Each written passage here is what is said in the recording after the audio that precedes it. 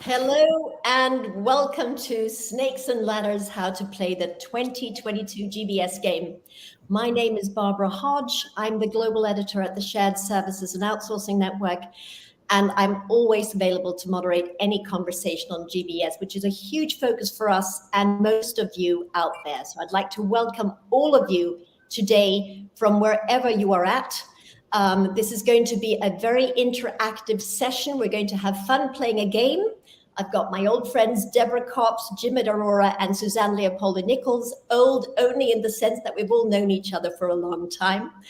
But I want you to take part in this by commenting, by sharing your own experiences, telling us what you hope never happens, and maybe what has happened. And we're going to practice the engagement via the comments. Can everyone just tell us, where are you right now and what's the temperature? Because we're all obsessed with temperature. I'm in northern Italy. Normally, I'm up in the mountains. It should normally be cool.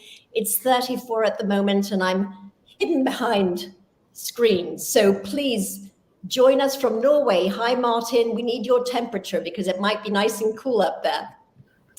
All right. So what are we going to talk about and how are we going to play this game?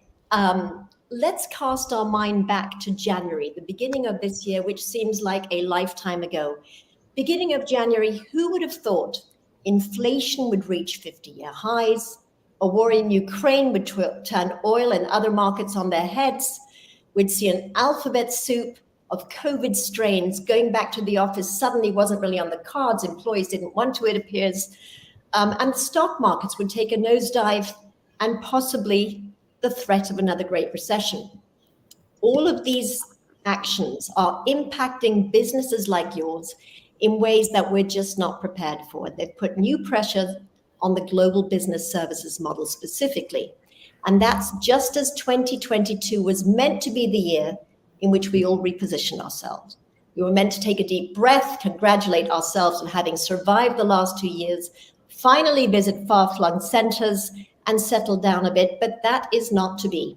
Instead, GBS is finding itself having to play a new game, preparing scenarios for a host of challenges and opportunities coming at us at unheard of velocities.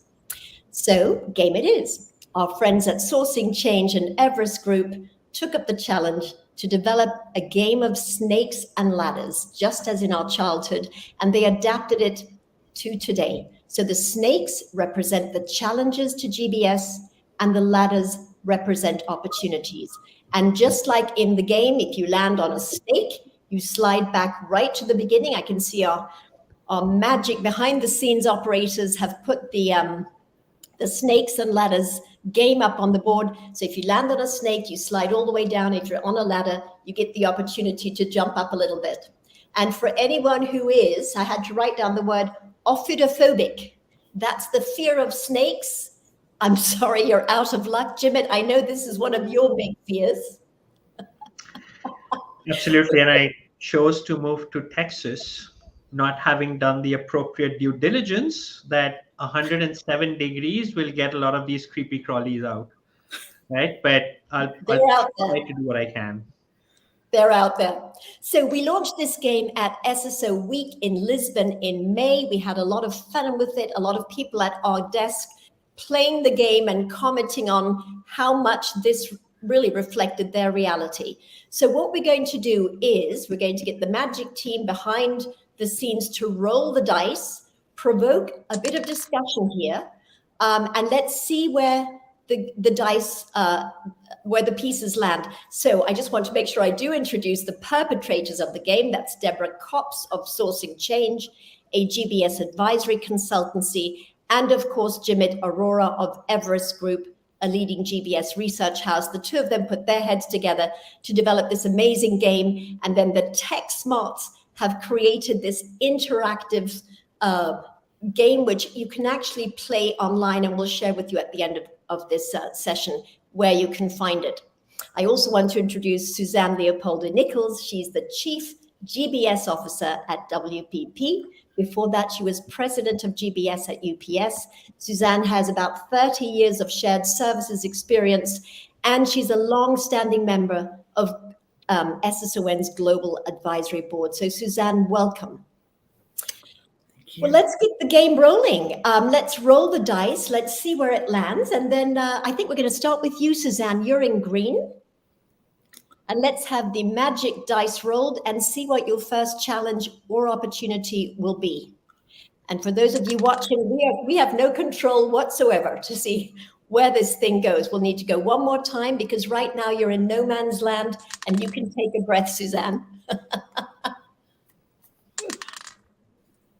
I know in the meantime, maybe before we do this up, you've actually used this, Suzanne, with your teams, haven't you, to sort of provoke a discussion. And tell us how that worked and how you did that before we get on to the increased footprint.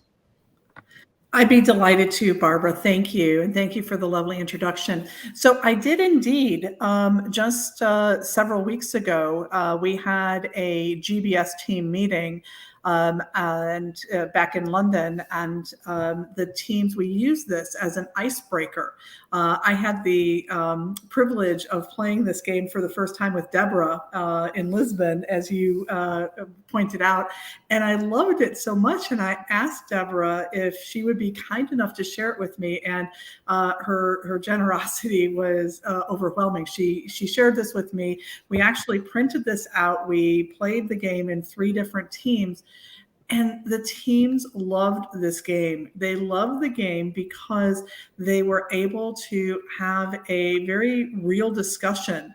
First of all, it was fun. But secondly, when they looked at some of these squares, it provoked a very deep conversation about current events and about how it applies to GBS in very real time. And so the teams absolutely adored playing this game. Perfect. Well, let's pivot back to the game because I think your piece landed on a pull to increase footprints. I'm going to invite you to comment first, whether you've experienced it or not, but what's the view on that? And then we'll move over to Deborah and Jimmet and let them talk about their views. So this is clearly one of those areas that all GBS leaders absolutely live for, to be able to, increase their footprint when we're asked by our stakeholders to come and be able to help them. And so, one of the reasons that it's a ladder, right? It helps us to continue to create value for the organization. And we very much welcome when that happens. Deborah, Jimmet, anything you guys want to say from your conversations and the opportunities? Obviously, a lot of GBS have been seen as heroes in the last 2 years, and businesses have been giving them more scope.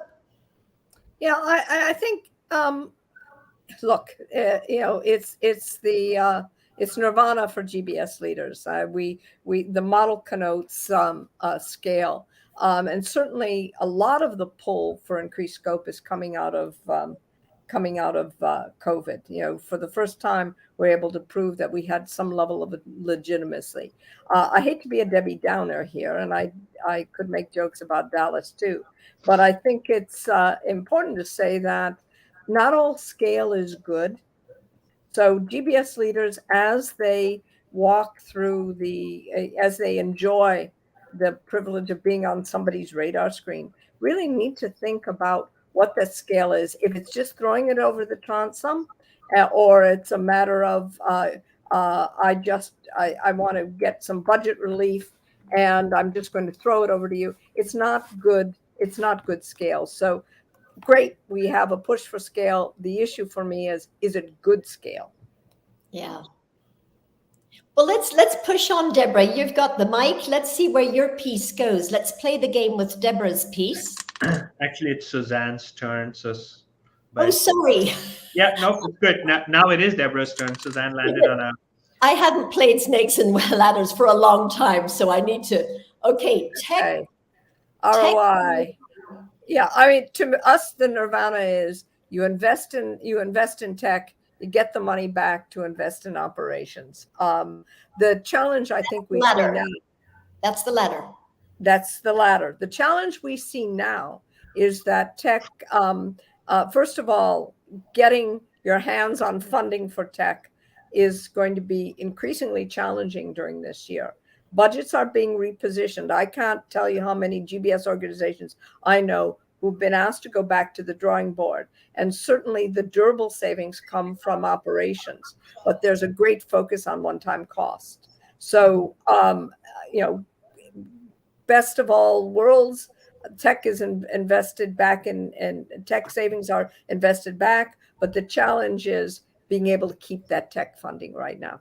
Let me just, before we jump on, Jimette, I know that you focus a lot on technologies in support of GBS, and I wonder what you're seeing from your research perspective. You have this special lens in terms of both the availability of budgets and investments, and whether, from SSON's perspective, we've heard a lot about the investment in automation not really coming out the way that was hoped. So what are you seeing from your side?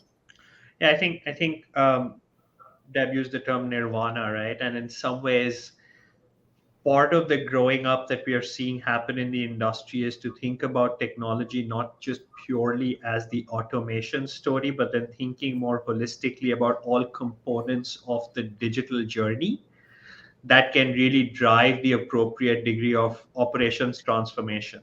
And this has to be done holistically versus taking piecemeal solutions. So I think one of the things that I talk about, and there's a ladder that we really think makes a lot of sense here, which is thinking about integrated technology and operations. Because when you have the right integration between the two and you're using the right data, that's when you're truly unlocking the ability to create the necessary efficiencies and effectiveness within the GBS estate, right? So it's not just thinking of point automation or RPA solutions, it's the entire digital agenda combined with data that really gives you magic. Suzanne, you're nodding your head. Before I get to you, I just want to remind everyone logged in, we want your story too. So thanks for the temperatures. Norway seems to win on the cool front, and I haven't converted the Celsius and Fahrenheit enough to know who wins on the hot front. But tell us how you're experiencing right now this challenge of, are you able to get the returns on your tech investment to build into forward operations? Are you finding yourself sort of, tied up in knots because you haven't seen enough? Put the stories and your comments in the chat. And Suzanne, let's go over to you.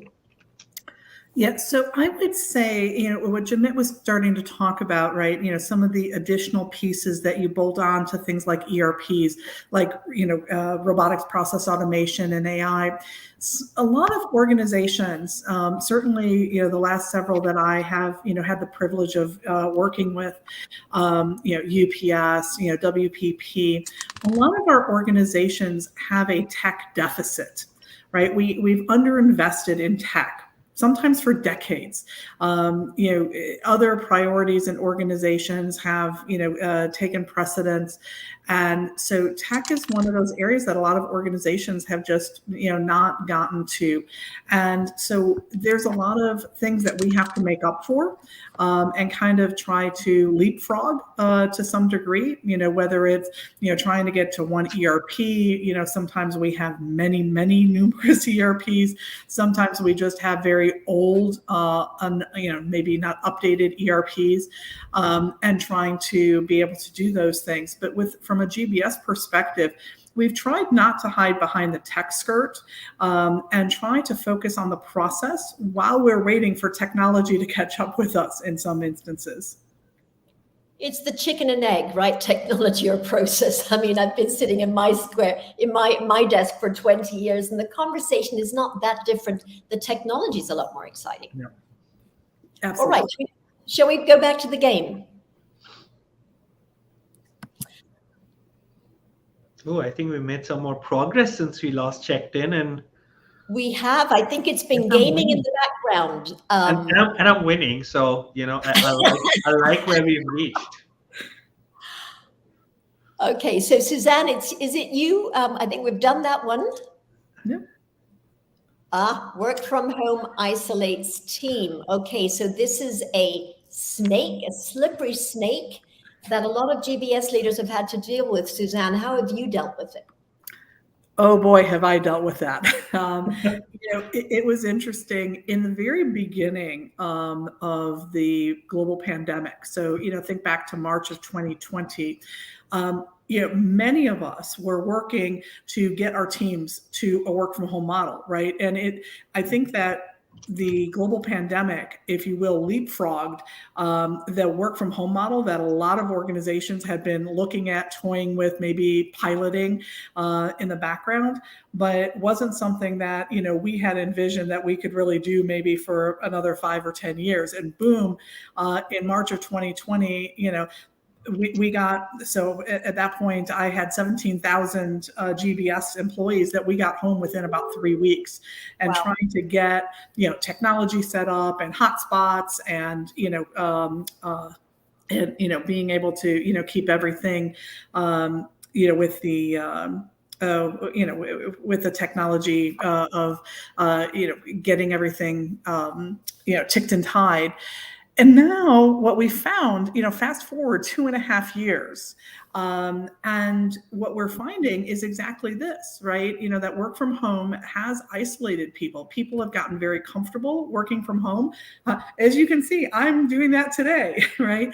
But people crave, a lot of us, crave being able to work together with our teams and get energized by that. We also, it's amazing how you also learn, by being in the office, that water cooler or coffee clutch that you have. A lot of times you learn things without, formal training.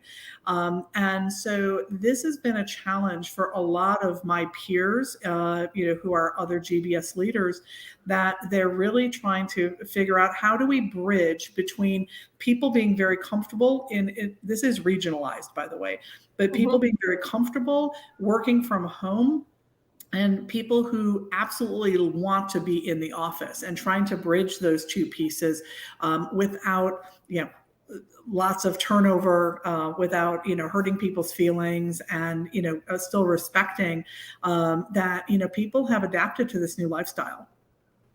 Well, it's but so I think that to interject here, I think there's also another challenge. Work from home, what it's done is it's imposed a dichotomy of GBS workers. There are those who were hired pre-COVID and those who were hired post-COVID. And the pre-COVID guys think about themselves, and they also have a sense of the institution. They've been institutionalized. The post-COVID guys, the job is a transaction. I can work from home. I can find another job, work from home. I don't have the same relationships with my peers or the business. I don't have the sense of the business. And one of the things I worry about, particularly in delivery center locations, is that work from home really makes lower level, or early career jobs in a GBS highly transactional. And without a sense of the entity, sense of the enterprise, it's very easy to go. I was speaking to a GBS leader in Singapore recently, who said that the real challenge for them was, how do you bring back staff on certain days of the week without making it seem like a punishment? And I think everyone can relate to that, right? Everyone's happy at home, and now you have to go in on a Wednesday. So the trick, actually, he said, I thought it was very interesting. He'd been to Google and Amazon's office to see, what are they doing that's so cool and hip to attract people. And so it turned out cafeteria, free lunch is a big attraction. But I think, on a more serious note, how do you determine what people need to come back to work for? Because they don't need to come back to work. We know they can do it remotely. So Suzanne, to your point, engagement, culture, right? Is there something around there that you are building into your in-office meetings? Yeah, so you're right. You hit it right on the head, Barbara. People, if we, have people working at home, whether they're doing Zoom or Teams meetings or whatever, they've gotten very comfortable. Their technology is working at home, and things are great. And so why in the world do I now want to take my laptop, go do a commute for 20, 30, 40, 50, 60 minutes, an hour and a half each way, to go into the office to sit down and do more Zoom or Teams meetings, right? Why should I bother? And so what we've had to look at is to be able to make the reason people come in much more engaging. It's not so that you can just do your Teams meetings or Zoom meetings. It's so that, we're bringing you in for training. We're bringing you in for collaboration. We're bringing you in to be able to, to do things like, to get ideas together and to be able to strategize. And so the reason for coming together is different today, and we have to be able to respect that. But I have to also say, again, it is regional. We're seeing much more, when I look at occupancy, right? And it's not just GBS, but overall occupancy. The North America area, right, by far has been able to be at home much more comfortably. When you look in places like Asia, culturally, people want to come into the office, right? You have a lot of people living in multi-generational households. Maybe their households, they're certainly not as sprawling as what we, have in, the US. And so there's a lot of reason. And then more socially, they get a lot of enjoyment out of being able to be together with other, people. And so we have to think about this, from a, culture perspective and from a region by region perspective as well. Yeah, one more thing, because I think this is a really big topic. I know on our website, it's a big topic of discussion, and it's always something people bring up as, they're talking about talent, right? How are you going to attract it? One of the challenges with work from home for incoming, newbies, let's say people who've just graduated and joining, is that their connection to the employer is basically a laptop and a paycheck. And whether that's you or someone else next month or someone else, the connection is you're really transactionalizing this employee bond, right? I know, Deborah, you and I have talked about this before. So I think, again, this whole, it's not just, are you working from home? What are you losing out on? And I'd love to know if anyone, listening in today, if this is something your business has been struggling with. I love, Luvendra, thanks for your comment. I missed the opportunity to collaborate face-to-face. It's not the same on Teams or Zoom, especially when cameras are off. That is my biggest bugbear. Cameras should be on. If you're in a meeting live, you should be on Zoom live. Yes, thank you for that. Should we pivot back to the game? Am I still winning? Who's winning? Hold on. Someone needs to tell me, Jim, I think you're good at snakes and ladders. So if you say you're winning, I'll take Oh no. Deborah's winning. Deborah's winning. Okay. So I think I just got... I've been accused of rigging the game. Okay. Yeah, so whose turn is it? It is her turn too. Let's see where we land. Okay. She doesn't move much. No. One more time. Okay, and that's you. Nothing there. Derived another snake. Nope. What's interesting is, and I just see where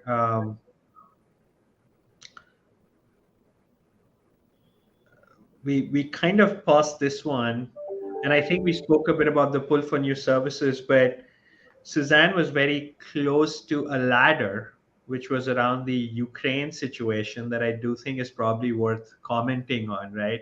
And we would love for that it's been almost 4 months that we've been at it, and it's caused a lot of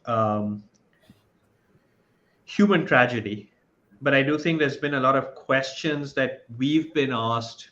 Hey, what does that really mean from a location and delivery standpoint, not just for Ukraine, but also for the broader Central and Eastern European region, right?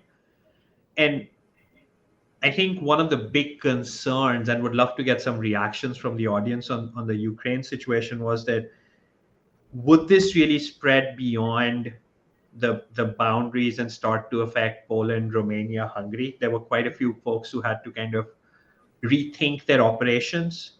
And I do believe that the temperature check out there is, yes, for technology delivery, Ukraine has been impacted directly, what's really encouraging to see is the amount of commitment that companies have shown to the region.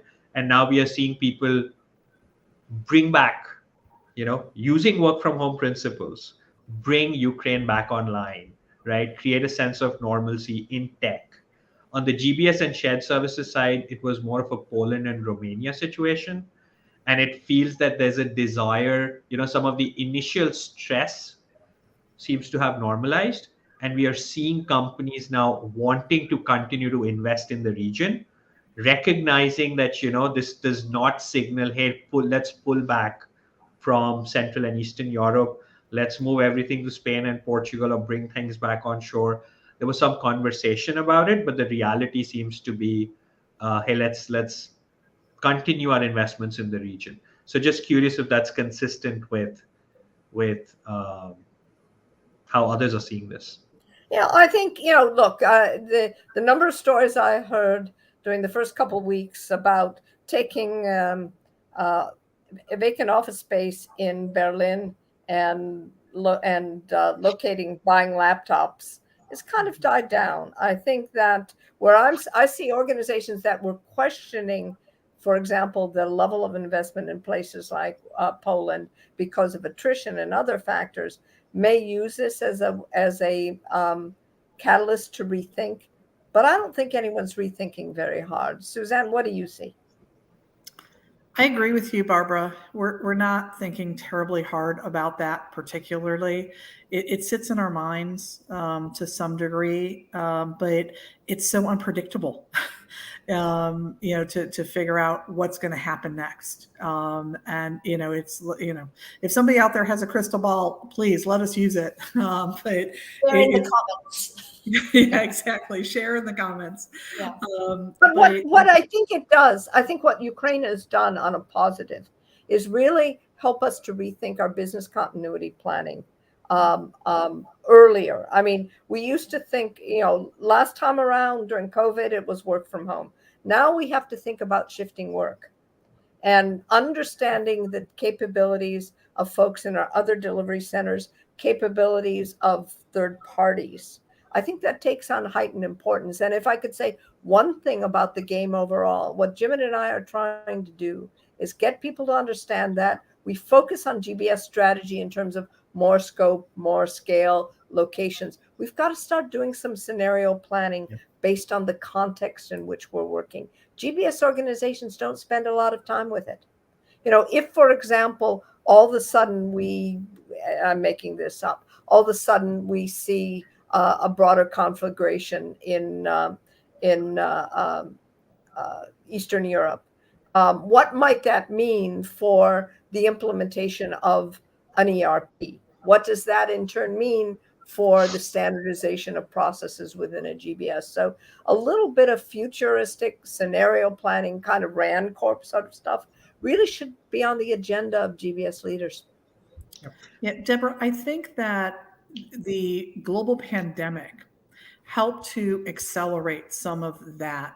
When I think about the business continuity planning, I don't think in all the GBS leaders that I've spoken to, not a single one of them back in 2019 had a global pandemic on their, business continuity planning that was, to the scale and to the length that, we've now, endured for the last 2.5, almost 3 years.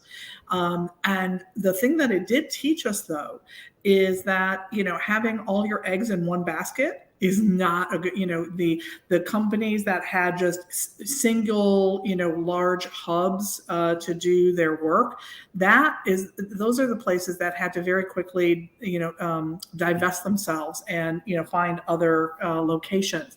Those of us that had a multitude and maybe were trying to scale down, we started thinking very strongly about what does it really mean to us? We really need to be in multi-regions. We need to have, fail-safes In other words, organizations, where we can, transition. So we had to have that tech discussion about, hey, if I move it from North America to, let's say, South America, right? Will my technology work there? Do I have enough people? How do I scale up if my North America or, wherever, in the world closes? So we have that part has been thought through, I think, very thoughtfully. However, what we can't do is, we can't jump the gun. So, in the Ukraine, hey, is it now going to impact Lithuania, Estonia, Poland, all that, region? Might it come, even, further into Western Europe?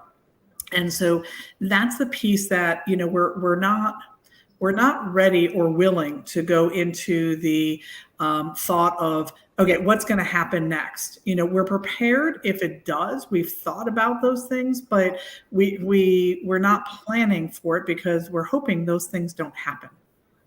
Yeah, but hope is not a strategy. And I think the challenge GBS leaders have right now, looking at the 2022 GBS game and beyond, is that it's not just single threading scenarios. What happens in Ukraine? It's looking at everything. What happens if Ukraine and all of a sudden anyone over the age of 30 dematerializes? What happens if we have Ukraine, the dematerialization of a whole workforce, and all of a sudden inflation looks like Argentina and we just have no money? So it's the complexity of all the things that can happen, both good and bad, that really require a very, very sophisticated game of scenario planning.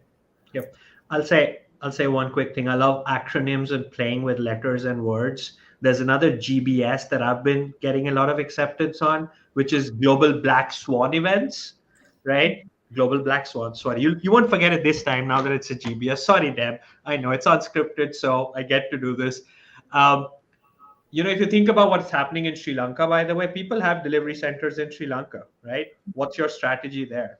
Colombia just elected a pro-communist, president. What happens to the policies there? So I think there's a lot of delivery risk that exists in the portfolio because of geopolitical reasons. And I think that the pandemic, the Ukraine situation has made leaders much more accepting of these black swan events. And I think that's really important because earlier pandemic response playbooks did not exist. But I'm pretty sure now there's a lot more intentionality about preparing for these risks that we would have thought were not possible before. So I think there's some positive in here for sure. So scenario planning for black swans, global black swans, I think that's brilliant, Jimette. And I think that really does put the nail on the head of what we've, 10 years ago, continuity planning was about a typhoon or an earthquake, and it was temporary and it was fixed and then it got back to normal. Well, right now we just have so much coming at us. So, yeah. All right, shall we see where we go next? Did someone win already? Not yet. Not yet. We're only halfway through the year. We'd hear the it's a long game ahead. Transformation deferred. Okay. Yeah. So this is a snake, right? Who's slithering down? I am, unfortunately. And this is one of the conversations that started to come up, especially as you think about, something you mentioned, Barbara, up front, which is the conversations about a potential recession, right? So in one of the immediate reactions you tend to see is, hey, let's put some of these transformational efforts, especially the ones that a GBS is focused on hold, because we don't really know what the ROI timeframe for this is going to look like, right? So I do think that in a recessionary environment, that starts to become a genuine concern, and which is why part of what we're seeing is, to the extent there are certain self-funding business cases, those initiatives tend to have a lot more chance of being what I consider recession proof or recession resilient.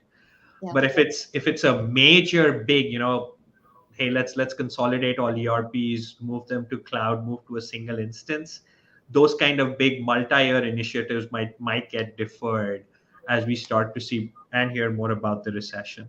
I think it'd be wonderful to see if there's been folks already seeing some examples of transformation projects deferred. If you can share some of that in chat, that might be valuable.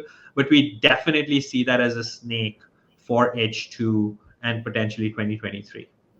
Well, you know what's Well, I think there's a very easy indicator out there. Right now, I mean, coming out of COVID, the consulting firms did very, very good business, and I think are still riding high. The trick is going to be this fall when we go through a new budget cycle, and anything that isn't about cash right now, not only in GBS, but across the enterprise, is all about margin. I think there's going to be a rethink. So I think the best indicator is how busy the big consultancies are. Yeah, I think that's a good point. And we've had now for years this conversation of the evolution of GBS, right? Value adding, partnering with the business, helping to grow. Of course, a crisis is amazing in focusing on the bottom line. And our market surveys have shown time and again, it's still cost is number one, but not by a huge margin, but it's still the indicator. So, as a GBS leader, Suzanne, I'm sure you'll support this, but I mean, if you can't show that in terms of the money you are delivering, all the other analytics and the opportunities to evolve your products are probably going to be at second place. Absolutely. So never waste a good disaster, right? And you have to utilize it as a catalyst for change in your organization. But the points that Deborah just made are spot on.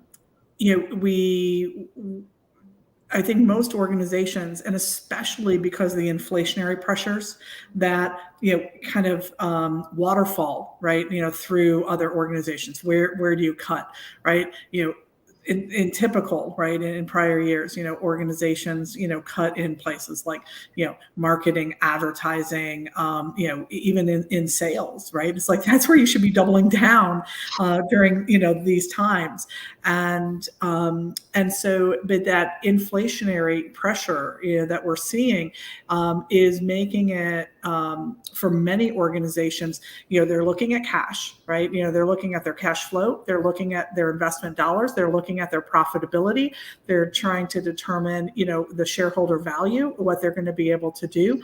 They're certainly looking at their revenue growth and or lack thereof. And, that's just one piece, right? Is the inflationary pressure. You still have, we haven't even talked about China yet. China with their lockdowns, with a lot of the policies. I still, coming from a logistics organization, there are still boats, that are, miles out waiting to get unloaded. Containers used to be very inexpensive, and, sending a container on a ship, what used to be very inexpensive. And now the prices have soared. And so, all of these things kind of snowball as we're looking at, the pressures that are facing companies, and then, looking to GBS to help solution. Mm-hmm.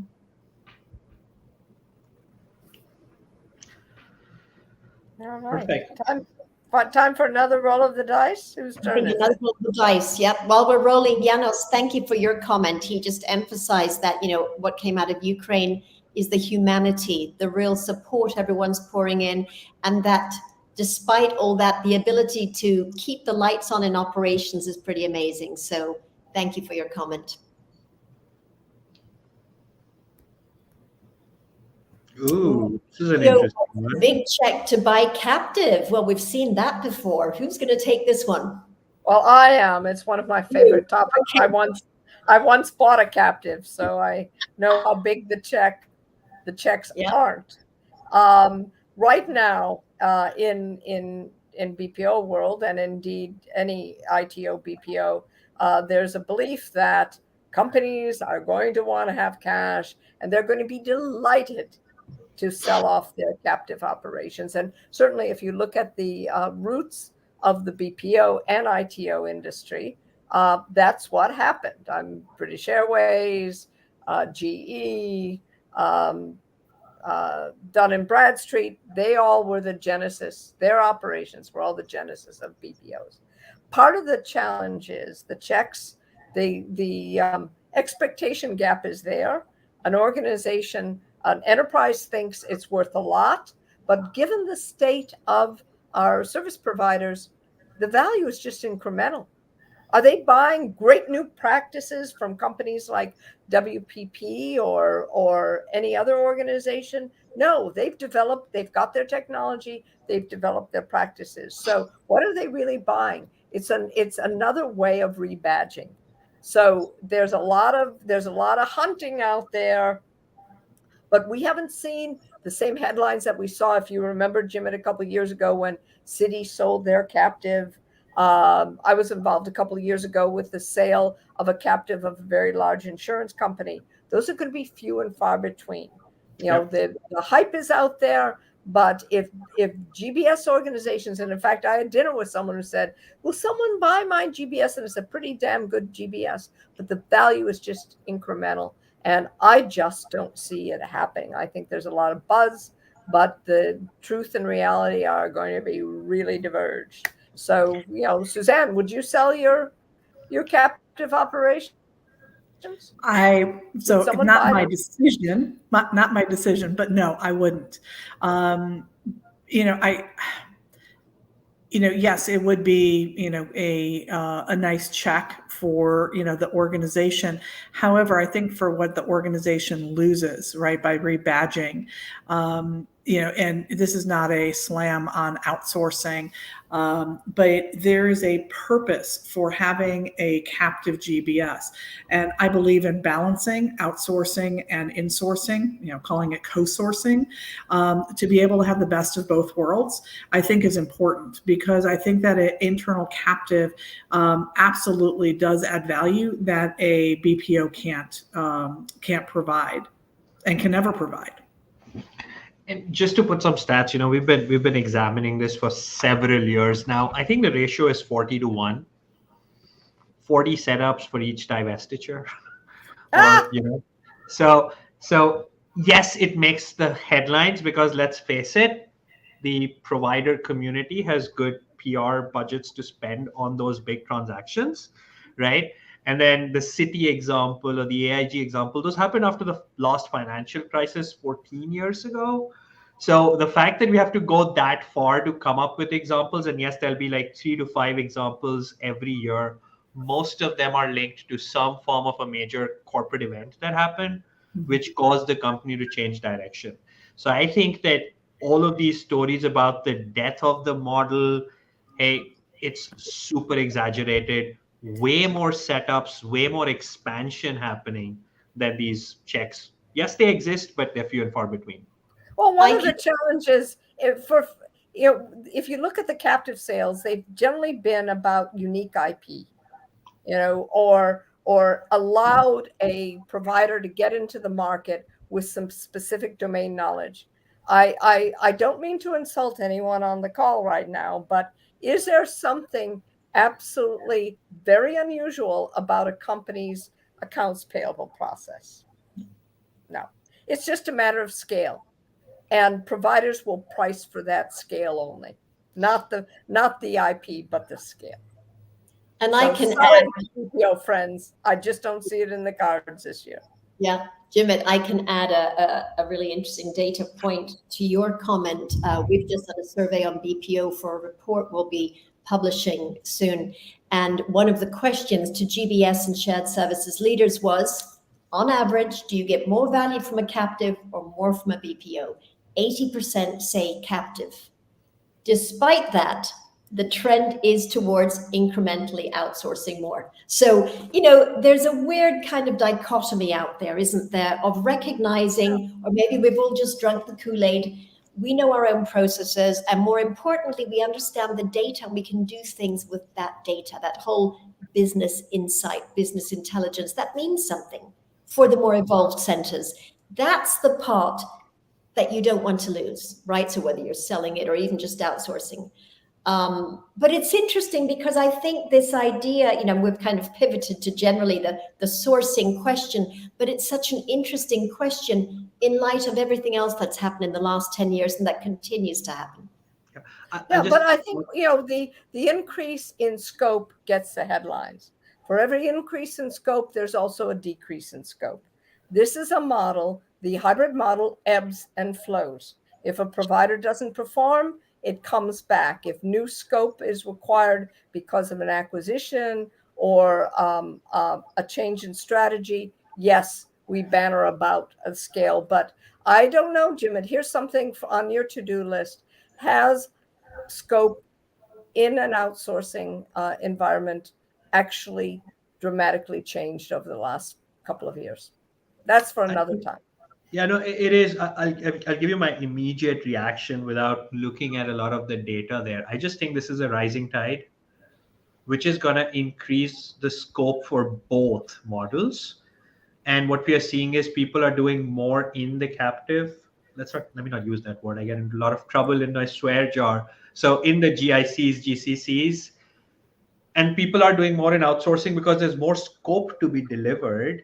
Just given global expansion that has happened, the need for more global shared services, more companies joining this. So I do think we are in an environment of more consumption, which is going to see growth for both models. Jim, just because I'm the acronym editor queen, GCC, GIC, I'm going to make you spell them out. Global In-House Center or Global Competency Center. The word to describe the centers keeps changing. I am told the word captive is definitely not one to use. For a period of time, it became GIC, Global In-House Center. Deborah doesn't like that. I got a beat down yesterday just for that. So again, there's a lot of terminology. I know what it isn't and what it shouldn't be. And even though we had it I think we have it in our snakes as well. We got to change it, but we thought it was easier than having to write out GIC or Global Competency Center. Yep. I'm still a big fan of captive use. I have to say I'm old school. I know what it is. People I talk to know what it is, but I hear you. You had a swear jar. I lost a lot of money. Deborah's all the way to the top row. I think we might have a winner here soon. Oh, nearly, right? But there's a snake between her and the finish line. So let's see what happens. Actually, it's Suzanne's turn.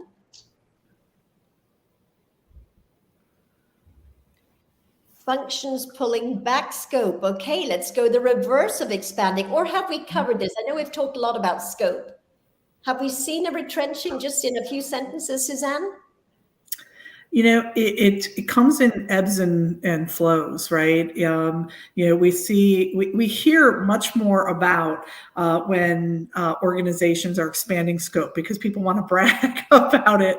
But when it's being pulled back, people are not as quick to talk about it. But it happens, and it happens in waves. And generally, what I've seen is leadership changes cause this. Whether it's, a CEO, a CFO, that, comes, they have a different viewpoint.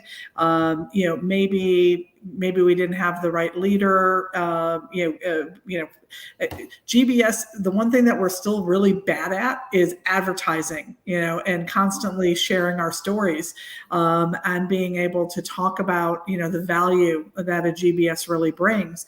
And so when organizations are not doing that, that's what happens sometimes. Or you bring in a new, operations leader, and they think that it's better, to have, they want more control or whatever. They don't understand the value of GBS, and that's where we see this happening.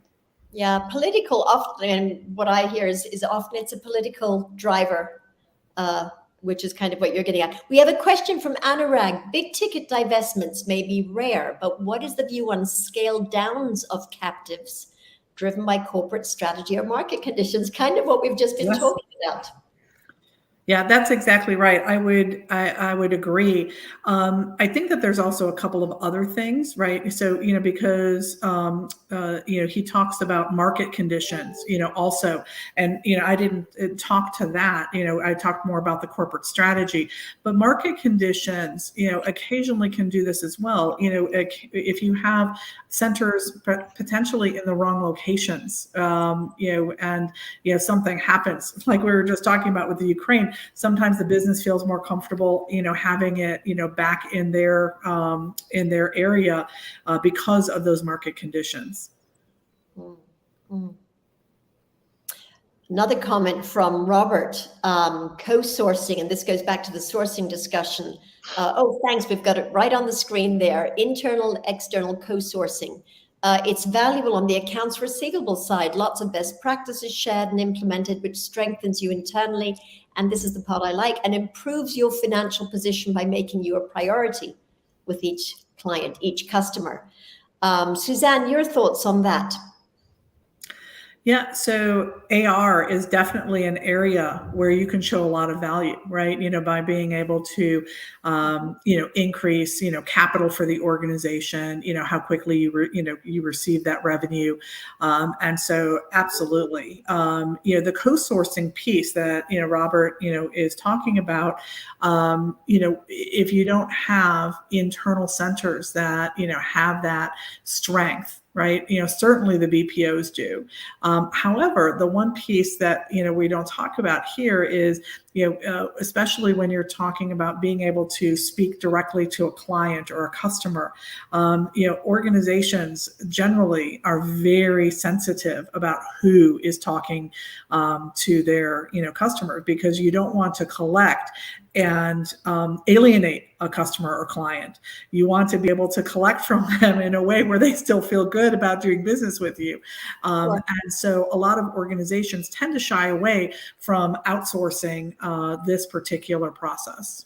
And yet the benefits, as Robert mentions, of an outsourcer having worked with many solutions, many customers, and bringing that best practice, which was always the ideal, right? The basic idea of outsourcing still holds.